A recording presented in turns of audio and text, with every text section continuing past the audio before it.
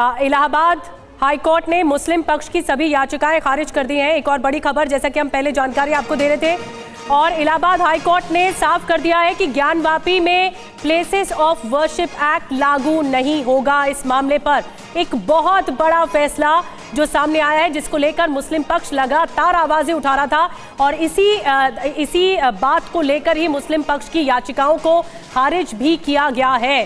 Places of worship act, जिसको लेकर तमाम दलीलें रखी गई मुस्लिम पक्ष की तरफ से, इस दलील को खारिज करते हुए इलाहाबाद हाई कोर्ट ने इसे शामिल नहीं किया है इस मामले में, ज्ञानवापी मामले। बिल्कुल निधि, और देखिए जिस एक्ट का हवाला हर जगह दिया गया, हर मुकदमे में दिया गया, उसको लेकर ये बहुत बड़ा ऑब्जर्वेशन है कोर्ट का, और साफ कहा गया कि प्लेसेस ऑफ वर्शिप एक्ट इस पर लागू नहीं होगा। हाई कोर्ट से मुस्लिम पक्ष की सभी याचिकाएं खारिज करते हुए ये बात कही गई है कोर्ट की तरफ से, यानी कि ये पूरा मैटर इस एक्ट से प्रभावित नहीं होगा। अब ये सवाल है कि क्या सुप्रीम कोर्ट में अब इस एक्ट के आधार पर जाने का विकल्प बचता है? पंकज, हम समझना चाहेंगे क्या कहने की कोशिश की जा रही है कोर्ट की तरफ से इस ऑब्जर्वेशन के माध्यम से, और क्या जो इकलौता विकल्प था प्लेसेस ऑफ वर्शिप एक्ट का, वो भी अब समाप्त होता दिख रहा है अपर बेंच में जाने के लिए?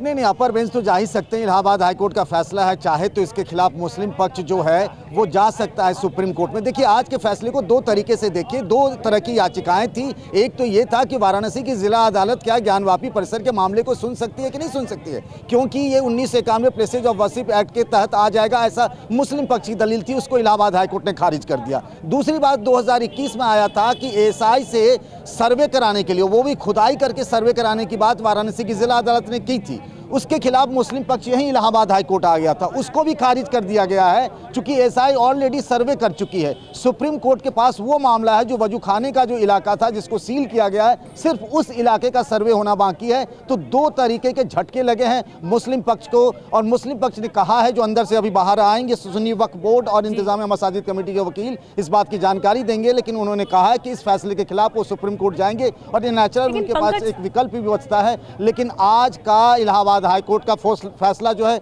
बहुत अहम माना जा रहा है। बहुत अहम है। पंकज, हम आपसे समझना चाहेंगे कि मुस्लिम पक्ष जो दलीलें रखता आया है, वो सिर्फ प्लेसेस ऑफ वर्शिप एक्ट के आधार पर ही नहीं, बाकी चीजों के मामले पर भी दलीलें रखी गई।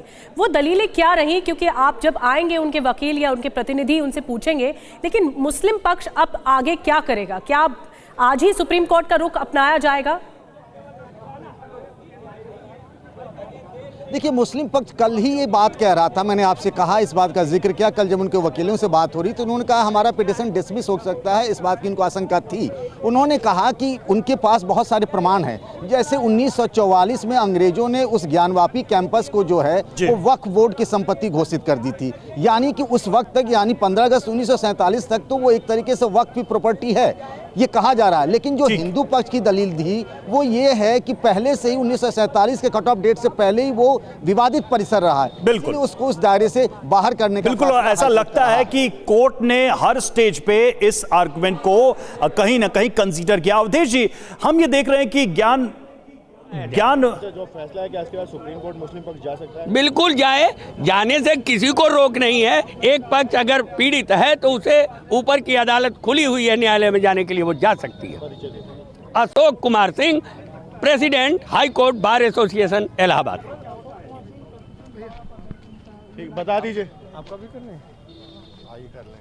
तो वकीलों की तरफ से लगातार आकर मीडिया में बताया जा रहा है कि कोर्ट की तरफ से क्या क्या कहा गया है। जो बड़ी खबर हम आपको बता रहे हैं वो ये कि प्लेसेस ऑफ वर्शिप एक्ट का जो आर्गुमेंट था, एक तरीके से कोर्ट ने उसे रिजेक्ट किया है फिलहाल के लिए। अवधेश जी, हम ये देख रहे हैं कि हर स्टेज पे कहीं ना कहीं जो आर्गुमेंट मुस्लिम पक्ष की तरफ से दिए गए, लोअर कोर्ट, हाई कोर्ट, हर जगह वो एक एक करके खारिज हुए। चाहे वो सर्वे की बात करें, सर्वे नहीं रुका, प्लेसेस ऑफ वर्शिप एक्ट के तहत स्टे लेने की कोशिश की गई, वो भी नहीं रुका। आप इस पूरे ट्रेल को, ये जो मुकदमे का ट्रेल है, इसे कैसे देख पा रहे हैं? ये कहां जाता दिख रहा है?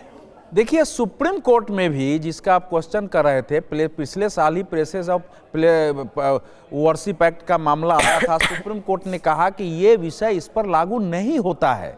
उस एक्ट में कुछ विषय हैं, चीफ जस्टिस ने कहा उस पर आगे विचार किया जाएगा, लेकिन इसके आधार पर केस को नहीं रोका जा सकता है। तो सुप्रीम कोर्ट इस पर दे चुका है, सुप्रीम कोर्ट से वापस आ चुके हैं।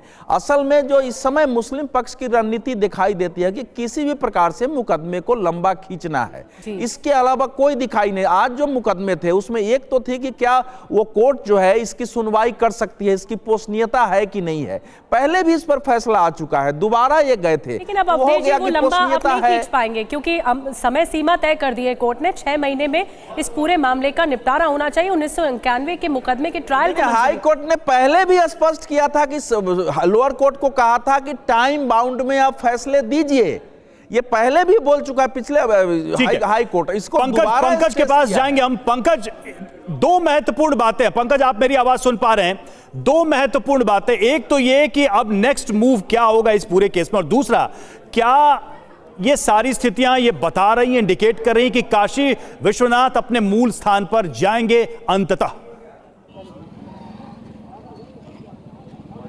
अब ये कहना तो बहुत जल्दबाजी होगा, लेकिन आपको एक बात बता दें कि अभी तो मुस्लिम पक्ष ने ये कहा है कि वो इस फैसले के खिलाफ सुप्रीम कोर्ट जाएंगे। उसके बाद जो कहा गया है इलाहाबाद हाई कोर्ट की तरफ से कि वाराणसी की ज़िला अदालत जो है 6 महीने में इसका ट्रायल पूरा कर ले, वो सबसे अहम माना जा रहा है कि जो 1991 से एक मामला चला आ रहा था उसको 6 महीने में पूरे केस को, ट्रायल को ख़त्म करने का आदेश दिया है इलाहाबाद हाई कोर्ट ने। ठीक है पंकज, बड़ी बात आप बता रहे हैं कि अब इसे टाइमलाइन के फ्रेम में बांध दिया गया है। 6 महीने में ये पूरा मामला होना चाहिए, जैसा कि इलाहाबाद हाईकोर्ट ने कहा है। बेशक जो मुस्लिम पक्ष है जिन्हें झटका लगा है वो सुप्रीम कोर्ट का रुख करेंगे। इसलिए हमारे साथ पीयूष पांडे सुप्रीम कोर्ट से जुड़ रहे हैं। पीयूष, अब इसमें क्या पेचीदगी है, क्योंकि इससे पहले भी सुप्रीम कोर्ट में जब मामला आया, चाहे ये मामला हो या मथुरा वाला मामला हो, उस वक्त सुप्रीम कोर्ट ने कहा कि आप अदालत में, जिला अदालत में जाइए वापस। तो क्या आपको लगता है कि अब सुप्रीम कोर्ट का रुख इस मामले में भी यही होगा, क्योंकि टाइम फ्रेम बांध दिया गया इलाहाबाद हाई कोर्ट ने? देखिए, सुप्रीम कोर्ट में जब ये पिटीशन आएगी, यानी कि मुस्लिम पक्ष की ओर से जब दाखिल की जाएगी, तो उसमें एक सबसे बड़ा सवाल ये उठाया जाएगा कि प्लेसेस ऑफ वर्शिप एक्ट 1991 का मुकदमा सुप्रीम कोर्ट में पेंडिंग है, और इसके अलावा जो ज्ञानवापी परिसर के दायरे वाली बात की जा रही है कि उसको दायरे से बाहर कर दिया है, उसको भी साथ ही में चुनौती दी जाएगी।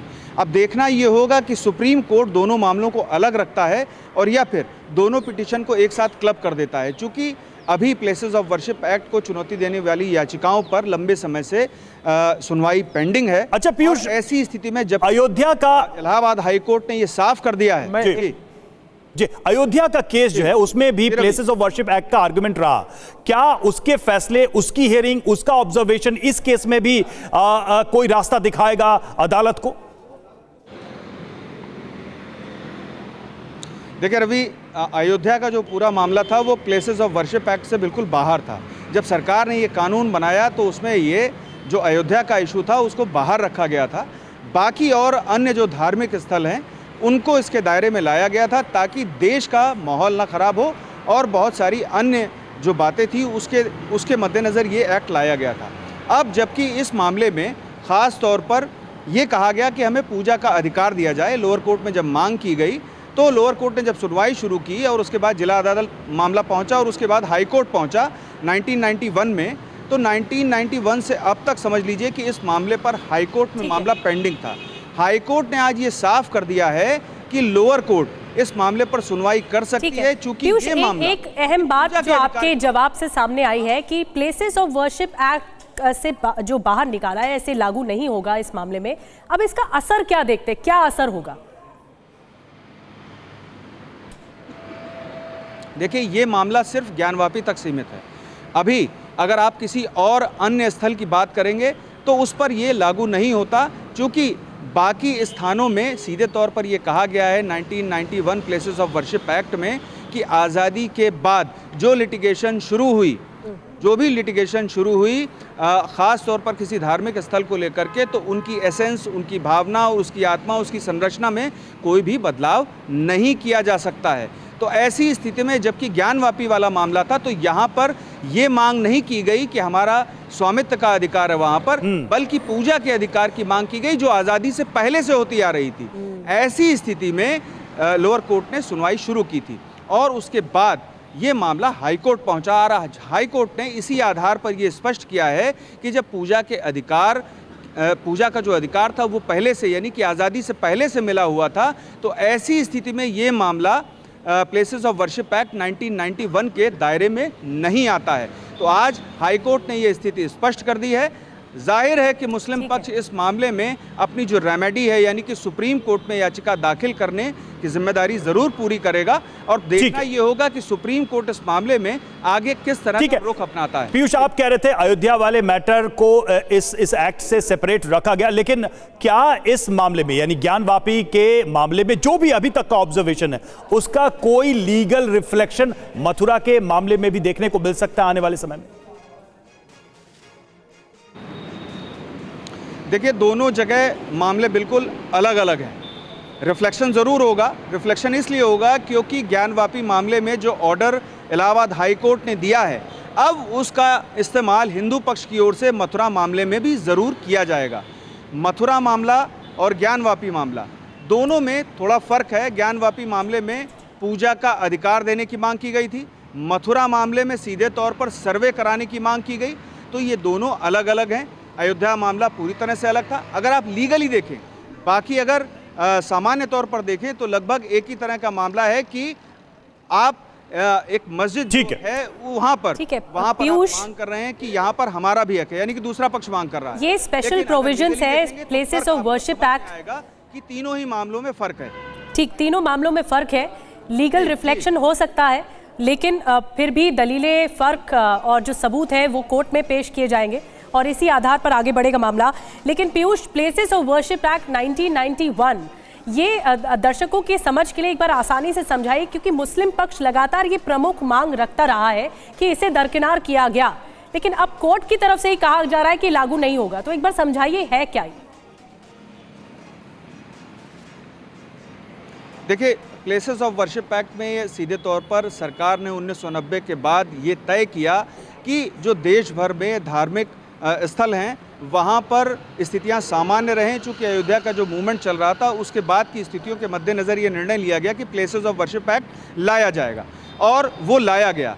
वो ला करके ये तय किया गया कि जो आज़ादी से पहले की लिटिगेशन है, यानी कि अयोध्या वाली 1800 से चल रही थी, 1879 से चल रही थी, तो ऐसी स्थिति में ये तय हुआ कि आज़ादी से पहले की जो चल रही थी उसको छोड़ करके बाकी पर ये लागू होगा।